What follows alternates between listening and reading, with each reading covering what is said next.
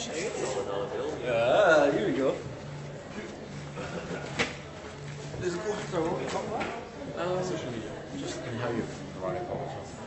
Yeah, I'm here with Francois and Jason, co-founders of Pocketsmith, and Pocketsmith is a personal finance app, and if you go to pocketsmith.com you can check it out a bit more. But what we're going to talk to them about is how they're using social media to really pump out their application and gain advocates. So if you just want to tell me about what you're actually doing in social media and why you think it's important to start off with. Absolutely. Yeah, I can give it a shot. One of the biggest one is we're trying to convert people that are interested in personal finance and getting valuable information about personal finance, about budgeting, and try to convert that into a community.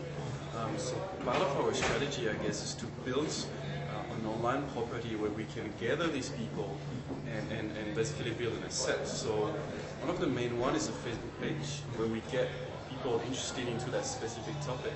And instead of trying to hard sell and say, subscribe, we try to bring them value. And the value is every day we're going to select the best personal finance tips that we can. And we're going to put that, and they can actually read the best that we select. So that brings them value, and they can sort of, and it's the same sort of interest of personal finance, which is related to our software.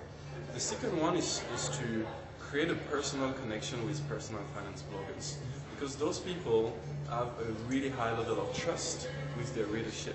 So if they can be enthusiastic about our product and about what we're trying to do and talk about us and doing reviews, then it means that it's promotion, but it's not hard selling.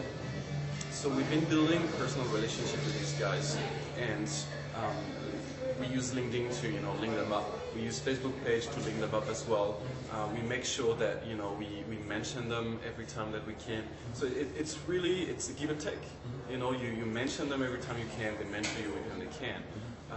And by creating the sort of ecosystem of we bring value to our users, we create personal connections and relationship. We've created an environment where people come because they're interested in tips and budgeting and stuff. And on the other hand, we got promotion out of that, which is basically free promotion. It's time, but it's very good for what it is. So you've talked about LinkedIn, Facebook, and personal blogging. It's pretty full on. Yeah, it's pretty full on. But those are the three things that your strategy.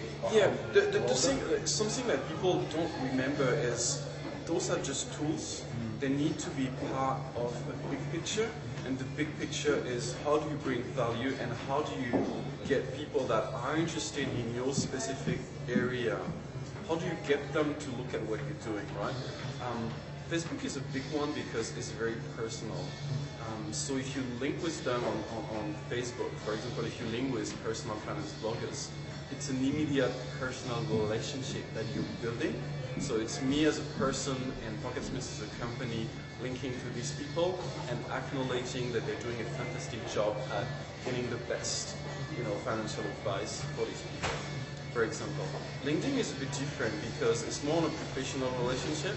It's not a personal one. It's more like, okay, we acknowledge the fact we work together. So to give you credibility and to give us credibility, we're going to work on this up. But the general picture is for us is to how do we reach people that are interested in getting information, relevant information about how to better budget, how to save money, how to, that sort of topic, and how do we bring value to them through those different channels. It's like facilitating a conversation, really. The tools are there for us to talk to not just our customers, but anyone who's interested in our product. I keep thinking of social media as walking into a room or a potluck party. Cocktail reception. Or a cocktail reception. It's a cocktail reception. You've got to be the one with the big margarita jar and work the room and give something of value to people and engage them. In fact, the same applies in any conversation. It kind of sucks to talk to someone just about their business. Yeah. You don't like to feel like you're being hard sold to, and I don't like to feel like I've got to hard sell you.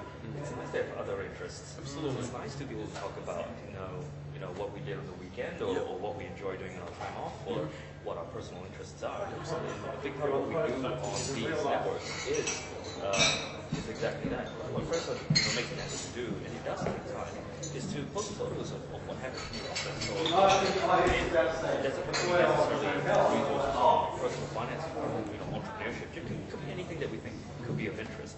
And that gives a sense of who we are alongside It's transparency. It's really about building that relationship and that communication. And I think people really enjoy the fact that when they're on Facebook, they're with us. For example, when we say, okay, we're going to translate the application in French, I got people in France that come back and say, yes, shit, I've been looking for it, I'm expecting that, when it's going to happen, or when you post a picture of, okay, we're having a break at Pocketsmith and this is what we do when we have a break, people are like, shit, you're actually human. You're not only just a business and a marketing guy in a room that is trying to build a fake profile on Facebook and on Twitter and stuff. It's actually us just sharing what we're doing. Just on that, you guys are obviously looking to grow in the very near future. Do you think that is something that a lot of companies, that when they grow they lose that? Or is it something that you're working to try and keep as part of your persona as a company? There's certainly a risk that companies do lose that. It's always easier to be young and enthusiastic and giving a lot of when you really need the support of your community. And the worst thing that could happen in real life or on the internet is that when you make it, you forget the people who will help bring you there. And I certainly would. We will make a real concerted effort to maintain that connection, because ultimately it's a connection that we enjoy. And again, with social media, it just keeps people transparent. And I think the people who excel in bringing their businesses into this sphere are the ones who really do get a kick out of it, who do enjoy connecting with people. So we have to be socialites and extroverts in some respects. I mean, at the end of the day, as I said, these are tools, but the philosophy will always stay the same. I believe so anyway. Even if it's like, instead of like 5 comments a day, if we get 500, what are we going to do, right? Obviously it takes a lot of effort and time to maintain it. But if the philosophy is the same, and if we treat people the same, I think we can be successful at doing that. It comes to corporate culture as well. So again, it's a pretty traditional understanding of when a business grows from 5 to 10, 20, 30, 40 people, things do change. And great businesses preserve that essence, that quan, whatever they call it, of their companies. And with social media, this translates very clearly to the external world. So companies that have lost that, Lost their quan. they've lost the quan. They've lost their soul, and people will perceive that very quickly, and people understand that perhaps something that once attracted them to this business is now wrong. So really, it's a good yardstick.